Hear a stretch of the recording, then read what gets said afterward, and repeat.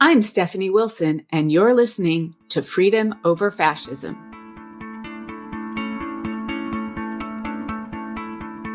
Fact-checking Trump will never work because he's telling the truth. The truth is power, right? Mm-hmm. I have power, and they can see that. The rest, oh my God, these fools quibbling over, this detail or that detail, missing the forest for the trees.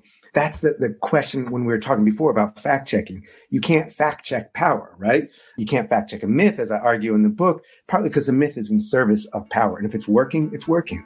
It's not, right. He throws it out.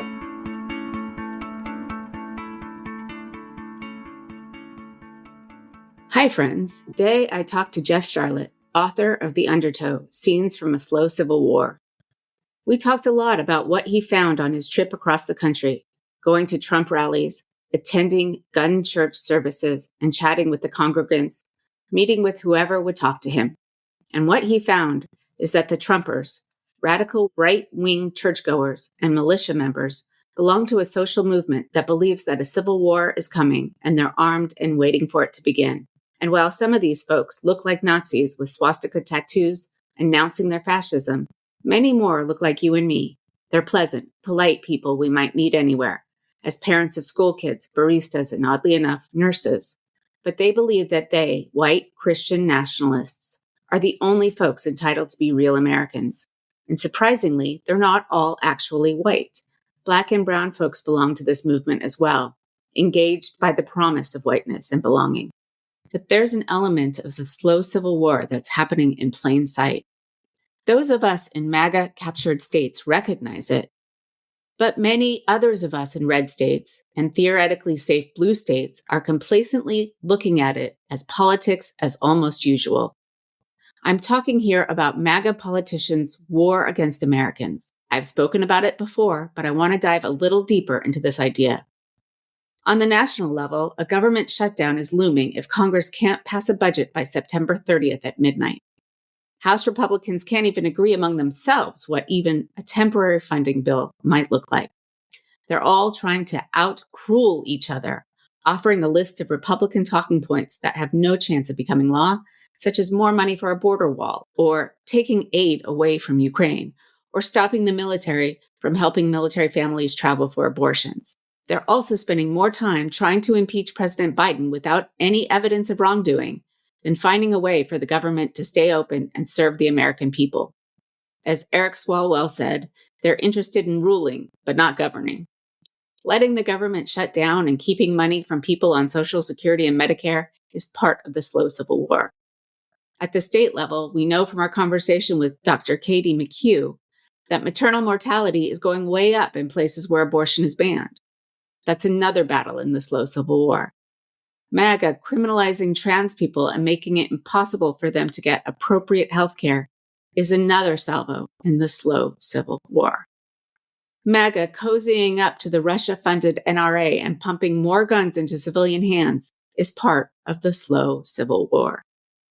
MAGA refusing to consider gun sense legislation is part of the war.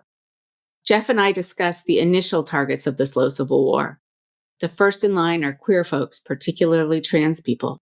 But we're all in the line somewhere. Jews, blacks, pregnant people are near the front. But as you'll hear us discuss, every one of us is in the line of people whom fascists target, whether we're closer to the front or further back.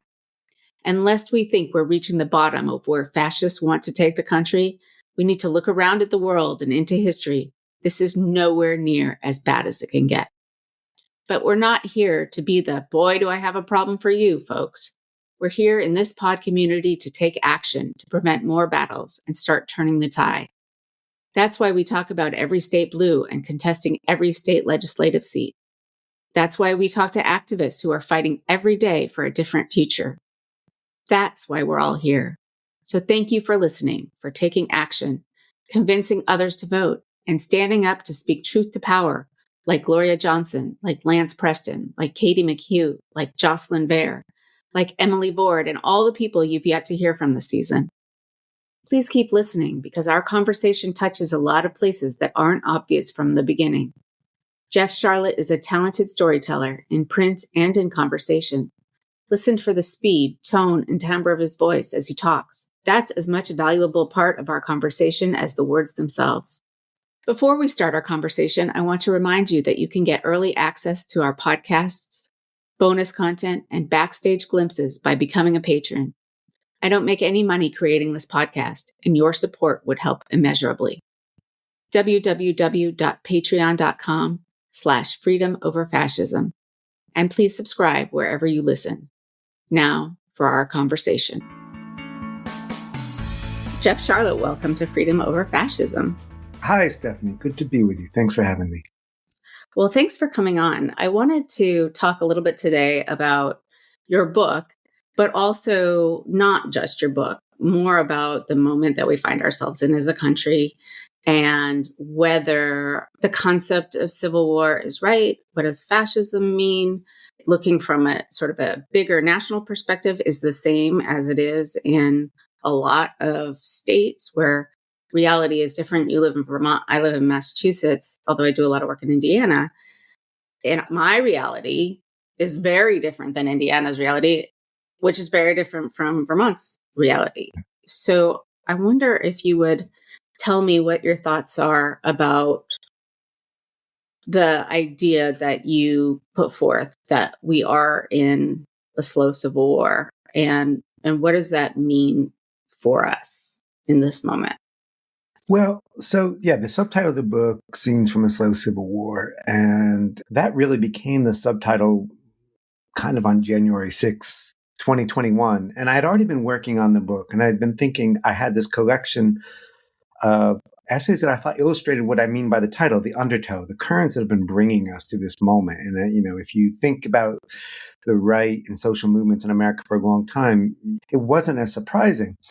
January 6, 2021, I'm watching just like everybody else. And no matter how long you could spend, anyone that says, oh, well, I wasn't surprised. Nonetheless, I was surprised. I was stunned. And when I saw a big piece of the book is about this woman named Ashley Babbitt, a woman in her 30s, white woman, Air Force veteran, J6er, and was killed leading a charge and was killed by a police officer who was black. And so I knew that was going to feed right into the kind of white supremacist, racist martyr myth. And I decided to explore the formation of that martyr myth. And that was the spring of 2021 at a time when scholarly historians, academic historians were starting to talk with this language of civil war, which has always been a kind of a fringe language, mainly on the right.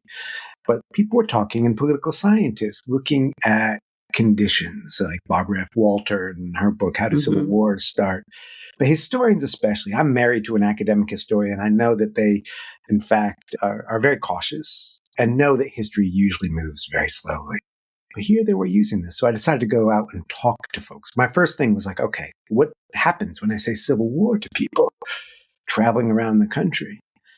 And I was talking to people for whom Ashley Babbitt was a name they recognized, for whom she was a martyr.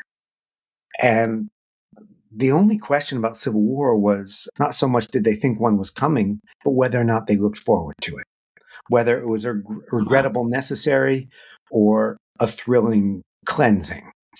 Either way, they expected it to come. That doesn't mean we're going to have the blue versus the gray. We're not. No. It may mean we never even have open conflict. I hope not. But I think we are in the slow civil war. We are already having casualties. I think telling ourselves, people said, do you think it could come to political violence? I mean, what do you mean could? We live in a time of political violence, mass shooters like drumbeats, and the book I read, their manifestos. I know what's informing them. All the deaths of pregnant people dying for lack of reproductive rights, the wave of trans and queer youth suicide. Now, suicide's complex, but there's no question that there is a fear associated with it. All the little violences that don't make any news at all. One person beats their partner, a political conflict in a family, a kid runs away, or the public terrors, the Oath Keepers and Proud Boys and 3%ers lining up with their guns outside school libraries, right? That's what I mean by slow civil war. I believe, and I think I can argue, there are casualties. We're in this now. We acknowledge it so that we can stop it from becoming a full, fast war. I'm actually really glad to hear you say that, because I think for a lot of people, as you described, the idea that we would come to this, we feel like we're at the end of history, right? That what we are is a culmination of everything that's come before, but we can't quite conceive of what's coming next. I'm a historian by training, and I've been thinking about and using the language of civil war for years now. And anytime I actually said it out loud, which wasn't frequently, I get, oh, come on, what are you talking about? Of course, that's not what's going on. And in the course of this podcast, we talked to Ryan Bussey, who is now running for governor of Montana, but wrote his book about the gun industry. And he said to us, he was one of our first guests, and he said, they are at war with you. Whether you know it, they have been at war with you for the last 15 years. And every single thing is connected, and it is by design. And I hadn't quite put it to myself that way. I knew that the right was, coming after women's reproductive freedoms, about trans kids and adults' ability to define themselves, gun violence, all of the things that we are looking at right now separately. And then when you start to put it together, you do realize that it's all part of the same phenomenon. And hearing you talk about it, reading your book, I think brings it together in a way that we really need to start thinking more that is the same thing. We see people say, well, the Republicans can't stand up to the NRA. Well, they don't want to, right? It's not like they don't know what's happening. I feel like there's this idea that we're looking at MAGA and that they just don't know how to govern. Yeah. But I think the history of social movements there becomes important. right. And you and I know this, but I also often encounter folks on the left who think that social movement is a term that belongs to us. Right. The social movement's a good thing. Social movement is what the NRA claims a gun is. Right. What you do with it is what happens, right? Right. And I think we can talk about the F word, fascism. I think it's a fascist movement. And what it really represents, from my perspective, is writing about different right-wing organizations and so on, mostly throughout the 20th century in the United States and current times and so on, is that we're in this moment of extraordinary convergence. I look at the prosperity gospel. I look at celebrity culture and the way all these things start flowing in until that current starts pulling you out there, right? And Christian nationalism and white supremacy. You said the Civil War was a term that people used to say, oh, come on. So was white supremacy. I mean, if 10 years ago I had written, and for the magazines that I write for, mainstream magazines, if I'd use the term white supremacy, editor probably would have stopped me. Now we understand it, right? And we saw that same thing happen in November 2021. There was some of us saying, "Hey, this is a slow motion coup," and then there was some of us who were saying, "Oh, give me a break! Don't be hysterical." Right. That kind of died out after January 6th, and now civil war is a question you can see discussed on the pages of the New York Times. And yet we're still in a moment. Been lucky the book has gotten good reviews, and there was a review in the New Yorker, and it was a good review. It's a smart guy. But he ended it was a review of three other books, or two other books, Wesley Lurie's book and David Nywart's book, and these books on the right. And he says, yeah, but come on. Sooner or later, the people are going to see through Trump. You're just, wait a minute. We have gone in a period of time where now white supremacy, fascism, civil war, these are all terms you can use in polite society. Not everyone's going to agree, but it's a debate. That's the direction we're going. When I came up with that title for the book, I was what scenes from a slow civil war.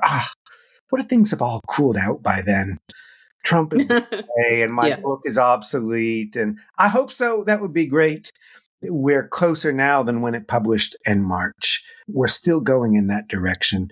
It's not too late. Nothing is inevitable. The end of history, you as a historian know, never comes.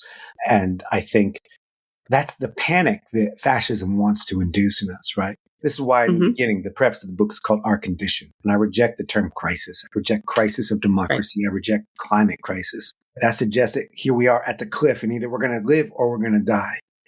What happens if Trump becomes president in 2024? We wake up the next day and you continue the struggle.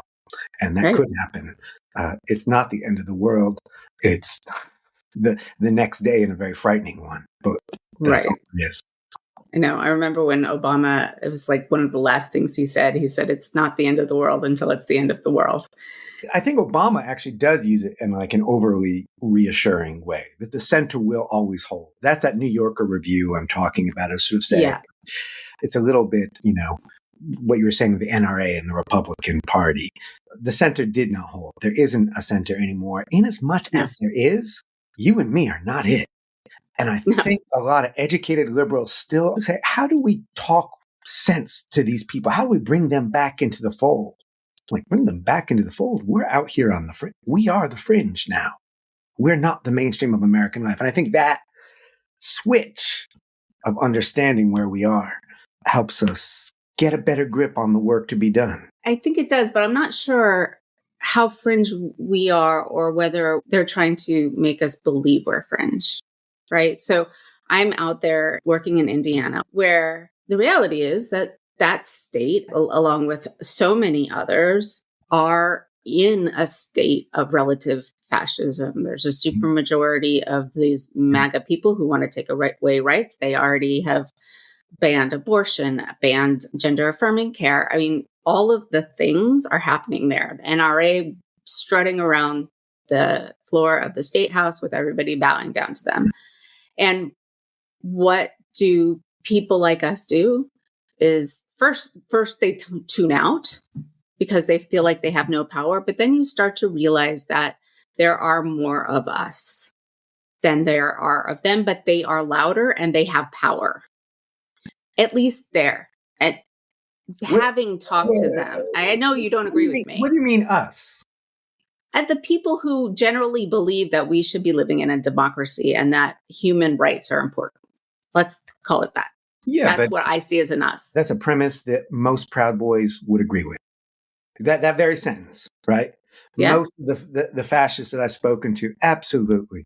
Some will say, well, we're not a democracy, we're a republic or whatever. And then some will go just say, like, more actually the elite intellectuals will say, to hell with democracy. When I say fringe, I'm talking about liberal left folks, right? We're not the majority.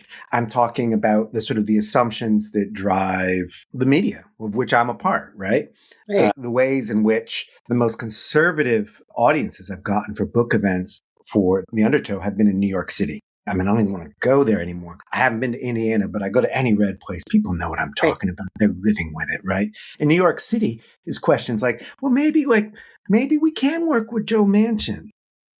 They still imagine that they are the center and that the center will hold and that these are kooks or that they're going to age out. How many times do we get to hear that fascism, that the young are going to save us?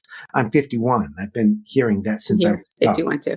Right. Yeah, we didn't save us. No, we didn't, certainly. And a whole lot of us, Gen Xers, in fact, are now the problem. This generation's different. It's more diverse. So is fascism. I respond to that like we're the majority. So what? Very few fascist governments have ever had majority support. I guess when I say like, what do you mean by us? I'm thinking, where is fascism identifying one of its current front lines? It's always moving. It always needs a new line to hit. Right now, it's trans folks, right? Yes. They are on the front line.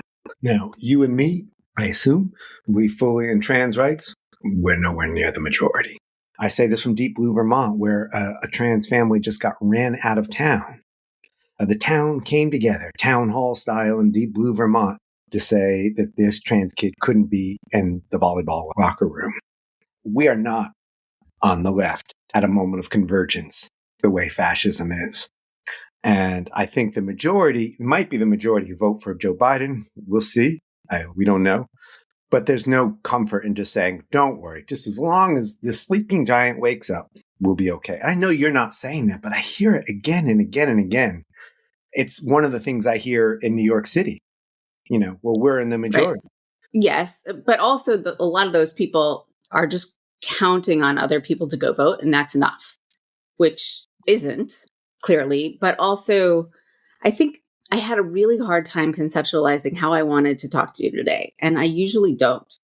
Usually I kind of know what I want to say. And I think, A, it's you questioning my assumptions too, but B, it is kind of a jumble. I know that the people I work with care very, very deeply about trans rights and women's rights and racial equity and are working really hard to do it. But I also know that here in Massachusetts, people are like, whew, thank God.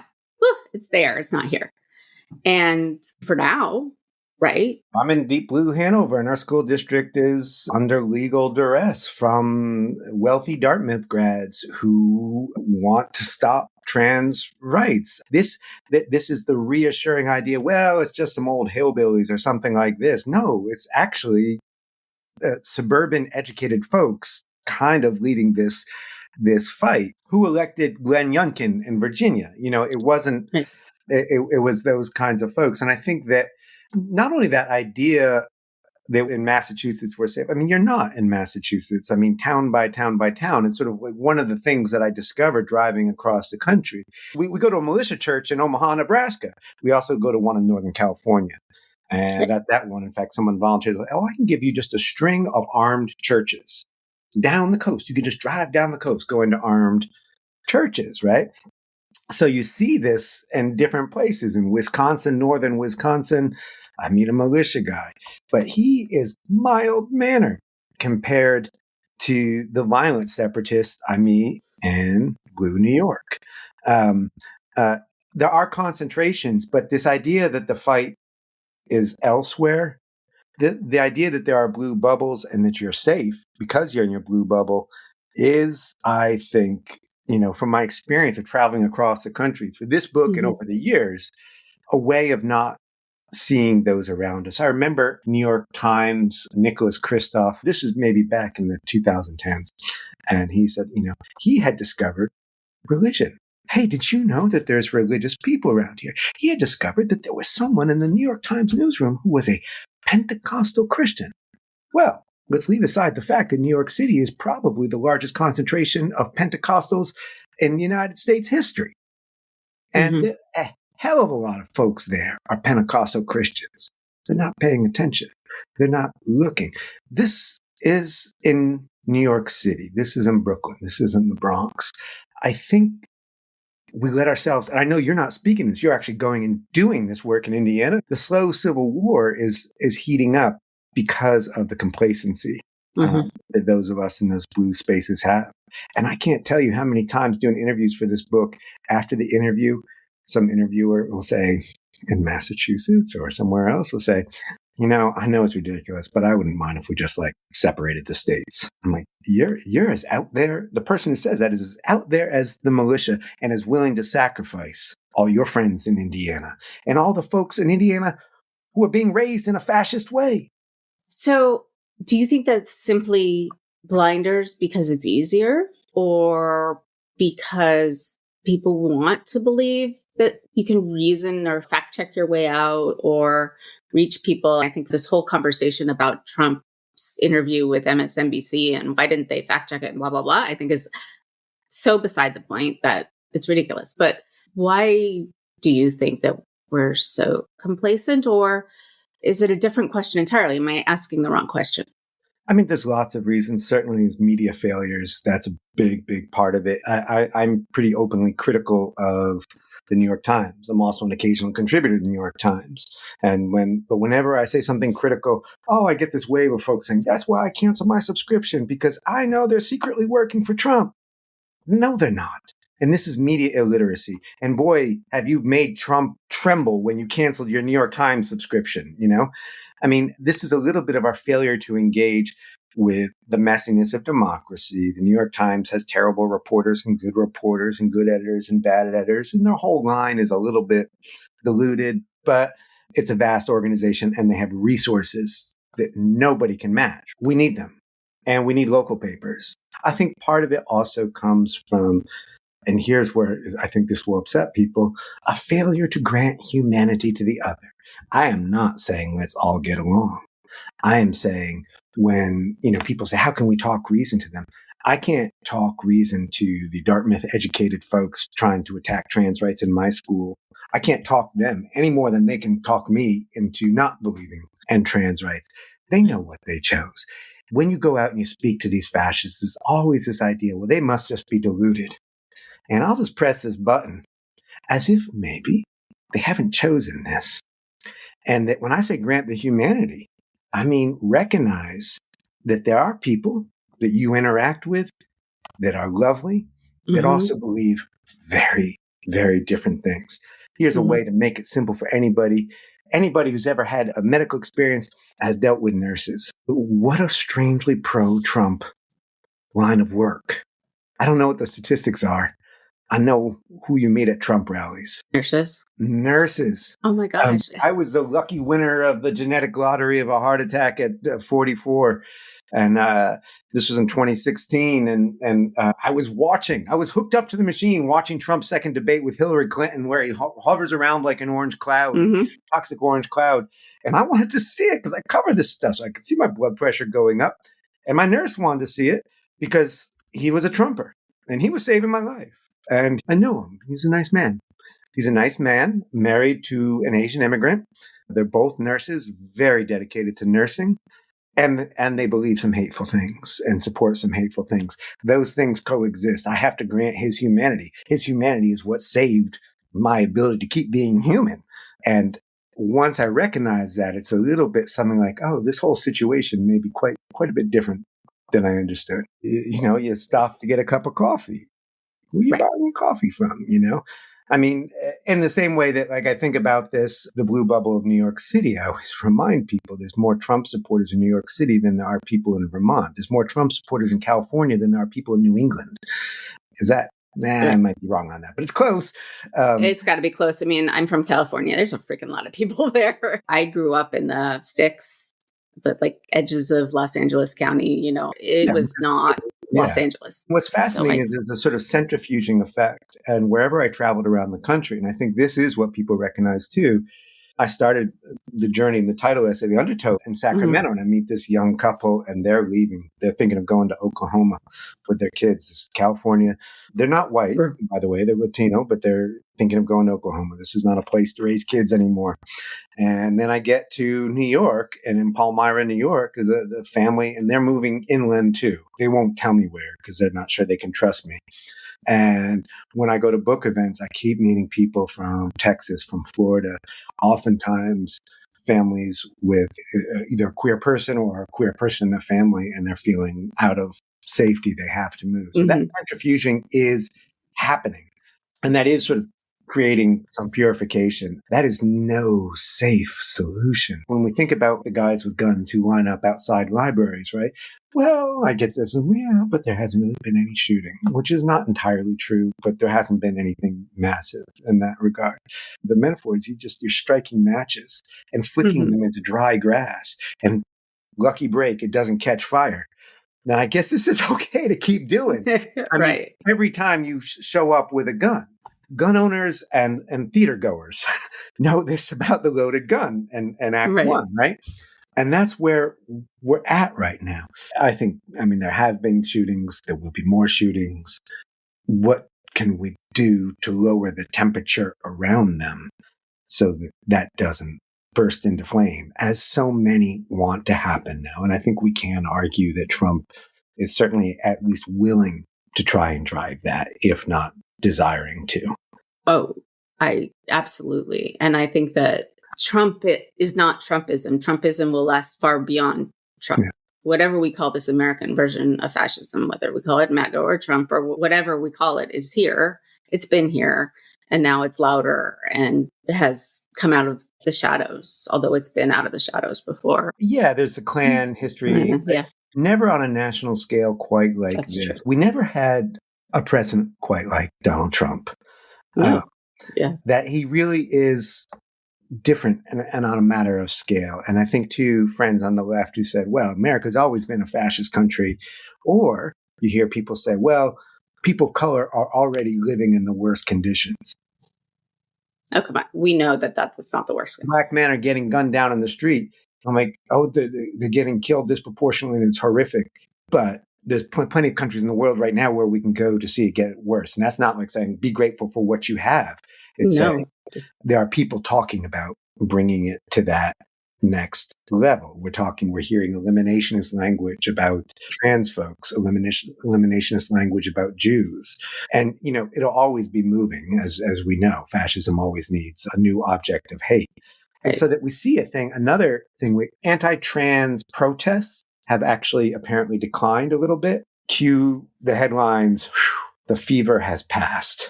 Right. Just like when anti-Muslim protests declined a little bit, that was the end of the right in America, right? I mean, it goes back. I wrote about this in an earlier book of mine called The Family. Christian nationalism is a spent force in American life. Mm-hmm. And that line replays like a drumbeat every 5 to 10 years. Every 5 to 10 years. I'm now at this for 30 years. And how many different periods in my life with a new book has some editor said, that's in the past now. Right. The struggle is long, and it's why the Undertow begins with these sort of weird, seemingly odd chapters about long ago, mostly forgotten singers and lefty singers. And the struggle is to remind us that the struggle is long. And if Trump comes back in 2024, what do? We keep, yes. Yeah. Well, I mean, that last line in the book where the hope is that you're still struggling. The last line of the book was actually, in some ways, the first line of the book. It's for a while it was possible not to be scared even. And that's the oldest piece I wrote. It's about a singer named Lee Hayes. Nobody knows who Lee Hayes is. Older folks may remember the Weavers. Most people have heard of If I Had a Hammer or Until Old Smoky or Kisses Sweeter Than Wine. All of these songs that were written by a very radical songwriter, Lee Hayes and Pete Seeger. Lee Hayes wrote the words. And I was fascinated with Lee Hayes, this big, gigantic, closeted, queer, Arkansan Southerner, not a brave man. And that was part of it. He knew he wasn't like Pete Seeger, who was fearless, and Woody Guthrie. I mean, brave enough to go in the fight, but also terrified when he's questioned by Congress and so on. But he describes this one moment. He's driving through, I think it's Arkansas night, with a group of labor organizers, black and white. That's already enough. This is the 1930s to get you killed in a car. Mm-hmm. And the company gun thugs are on their trail. The struggle is long. These are not fascists. These are company gun thugs. Different times, different variations, same folks are sniffing around the edges of the UAW, and they're singing songs, and they start to sing old church songs. They're not religious people anymore, but they're all raised in the church, and they're singing that harmony. And he says, for a while, it was possible not to be scared even. And that line, for a while, it just stayed with me for years. I knew that that's where I wanted to get, because I wanted to write this book to give myself some hope, to give my kids some hope. I couldn't be cheap grace, couldn't be false hope. And I thought I teach in a college. There's a lot of talk about safe spaces, I remember also from Arkansas, I believe, a legendary organizer named Suzanne Farr. When I met her, she was an older woman, seemed like very much a Southern grandma.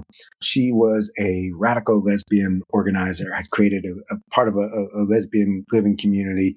Local women fleeing domestic violence would come to them for help. And then their spouses would follow. And Suzanne and her comrades stood their ground and protected those women. There was a young activist with us when Suzanne told the story. She says, that's so wonderful. You made a safe space. And Suzanne Farr, in her best, sweet Southern granny voice, says, oh, honey, there's no fucking safe spaces. And there are so safe, for a while it's possible not to be scared. There are safe moments that we make together. A safe space, that's static. That's, right. I'm touching this tree. I'm in New York. I'm safe. You can't touch me now. Right. Like when you're playing tag. But there are safe moments. That requires fluidity, and it requires us to organize. It requires us also to know. And I think that's the other response. Like, why spend time knowing about these guys? They're just jerks. Why don't we learn about good things? Well, we got to know. I think we have to.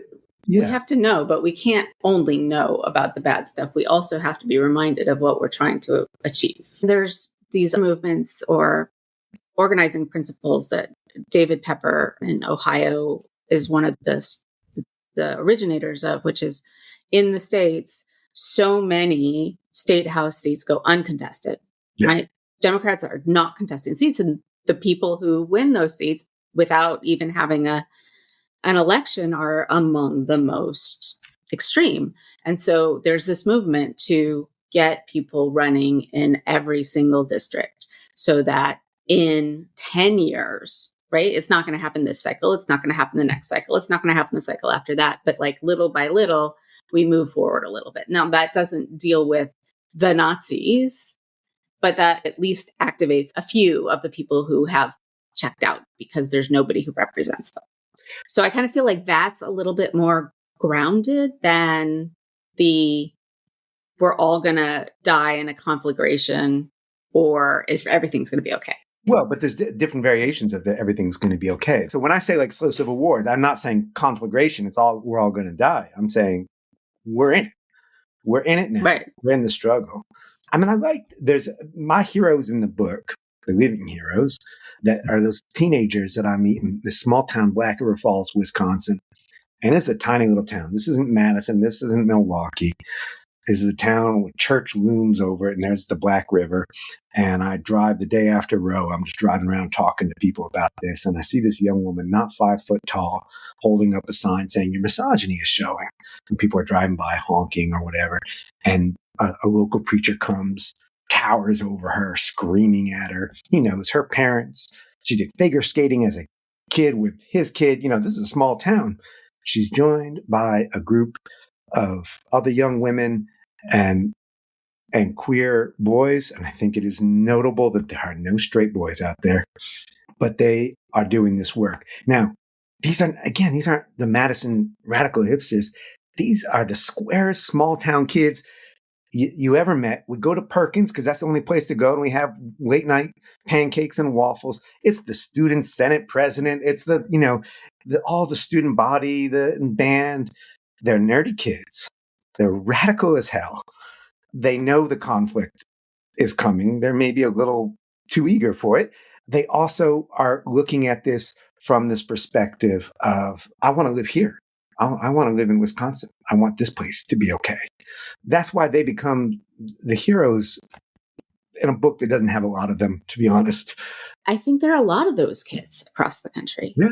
And not all of them are David Hogg, like making such a big splash, but the kids that have lived through the school shootings and the queer kids, which are many, many more than like our generation identifies as queer, is like 3%, and our kids are at like 25%. And I think that is actually kind of astonishing. And, I think of this when I talk to my own trans teenager, and they are rightly pissed as hell about some of the challenges they face. So on the one hand, I say they can't even believe the kind of high school that I grew up. There was 2 boys we knew were gay. One admitted being gay. And the only reason he wasn't stuffed into a locker every day is because people were afraid to touch him, And I mean, the idea of the real F word, which isn't fuck or fascism, but I'm not even going to say it. Yes. That's how young people speak of it today now as the F word. That was vernacular, right? Mm-hmm. At that time, right? So that has changed. Well, great. We're making progress. On the other hand, my kid is now criminalized in 20 states and growing, right? And on the other hand, instead of pushing people into lockers and saying the F word, there's people with guns. And 400 million estimated, maybe probably more. Ryan Busey could probably tell us precisely. In civilian hands. Mm. And I'm a gun owner, have been most of my adult life. This is different. This is really different. And as a person who's been out here reporting, 3 times on this trip, that is the title essay, I got menaced with guns. That hasn't happened to me in the United States in those situations before. The risk is in saying that we've been through it before, lulling people into complacency and saying, we'll get through it again. How many times do you want to go up to the brink and count on it working out? Right. But we also forget how bad it was in the moment, right? Like we've been through it before, but it really sucked then. Yeah. Right. And I think by looking back and say, oh, we've been through it before, we'll get through it again. We forget how much it really sucks in the moment and how we can't be fighting the last war. Right. we've got to be looking forward to what the next thing is. And I think also there are so many white Christian people I've talked to, liberal, who say, have we reached the bottom yet? What are you talking about? like, no, nowhere near the bottom. We know where this goes. I don't This know. great book, Diary of Anne Frank. It's a real page. Yeah, You're right. never going to guess what happens at the end. Oh my Yeah, God. It's like, ha, but we just saw in Missouri, you saw the flamethrowers, and he's a candidate for governor. And people say he's burning books. And it turns out, no, he's not burning books. He's burning boxes that represent the policy. But just in case anyone says, but once I'm governor, yeah, we'll burn books in front of right. the Capitol, right? And do most Missourians want to burn books? Absolutely not. There are more of us who don't want to burn books. There may be fewer of us who are willing to do what needs to be done to stop that from happening, right? Mm-hmm. There's a whole lot of people like, I'd rather we didn't burn books, but I have a soccer game this weekend, so I can't help, right? Right. And I'm not Or trans, I'm not Jewish, or I am, but I'm in a bubble and I think I'm okay, or whatever. right. And there's so many people who are like, well, the Republicans are really good at saying, they're coming after you. And somebody I talked to said, but we, the Democrats, we always say you need to have compassion for other people. And I'm like, no, it's all us. We're not in different groups of people. We're all in the line somewhere.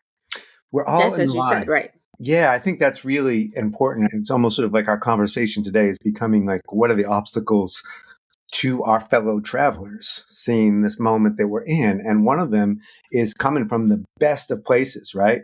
We're a couple of educated white Jews. How horrible is it for poor people of color, the conditions they face? I just feel so sorry for them, right? Well, first of all, that's sympathy. It's not solidarity. And it's a way of distancing yourself. And it's a way of not understanding, as you say, like, yeah, that person standing in front of you in line, the line that says to the left, to the right, right? Mm-hmm. But you're in the line.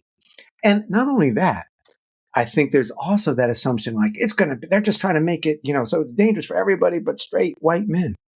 Nah, straight white guys, bad news. You're in the line too. Fascism consumes everything. We see it again and again. Fascism depends on convincing people to hurt themselves. We see Trump announcing he's going to speak to the auto workers in Detroit. And we know that there will be some among them who will be receptive. Fools. But when it's their turn on the chopping block, I'm not going to just sit there and say, well, you brought this on yourselves. I'm glad to see it. Either we're against fascism or we're not. And I'm against it everywhere, every time, no matter who it's targeting. You work in Indiana, it's targeting a whole lot of people who vote for it. It's ruining their lives. West Virginia, the opioid crisis, Vermont and New Hampshire, where I am, the people who vote for this stuff and get their lives ruined by it. We need more of our liberal friends to be thinking in terms of solidarity, not sympathy, and not the kind of sort of like, I don't want to center myself. Well, don't center yourself, but also don't fool yourself and not thinking you're there. You're targeted. I think of a great work of anthropology, I was talking about Jerry Falwell, the book of Falwell by an anthropologist named Susan Friend Harding. And she goes to this religious right leader's megachurch in Lynchburg, and she sees that he tells the same story. This is sort of prelude to Trump, week in, week out, but with different variations. You can see the lies real time. So is a congregation disenchanted? No. In fact, they know, they hear it. They're enchanted. They also feel like they're collaborating. And because what is the story he is really telling? What is the fact? The fact here is power, right? Mm-hmm. The rest is all interchangeable. And it's why Trump doesn't particularly, fact-checking Trump will never work because he's telling the truth. The truth is power, right? Mm-hmm. I have power. And they can see that. The rest, oh my God, these fools quibbling over, this detail or that detail, missing the forest for the trees.